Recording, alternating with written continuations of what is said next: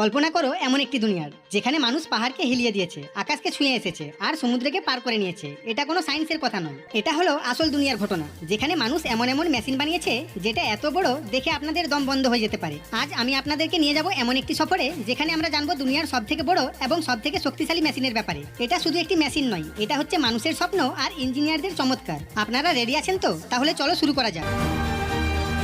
NASA crawlers transporter. সবার প্রথম জানবো নাসা ক্রলার্স ট্রান্সপোর্টারের ব্যাপারে। এই মেশিনটি এত বড় যাকে দেখে মনে হয় কোনো জ্যান্ত ডাইনোসর রাস্তা দিয়ে হেঁটে আসছে। এই মেশিন রকেট এবং স্পেসশিপকে লঞ্চ প্যাড পর্যন্ত নিয়ে যায়। কল্পনা করো একটি মেশিন যেটা 6,65,65,000 পাউন্ড পর্যন্ত ওজন হতে পারে। এটা এতটাই ভারী, এই মেশিন যদি আপনার বাড়ির পাশ দিয়ে নিয়ে যায় তাহলে আপনার পুরো বাড়ি হিলে যাবে। কিন্তু সব থেকে মজার বিষয় হচ্ছে এই মেশিনটি ঘন্টায় 1.6 কিলোমিটার স্পিডে চলে। আপনারা ঠিক শুনেছেন, এটা এত আস্তে চলে, একে দেখে যদি আপনারা ঘুমিয়ে যান, ঘুম থেকে উঠে দেখবে এটা ওখানেই আছে। কিন্তু এই মেশিন এত আস্তে চলে কেন?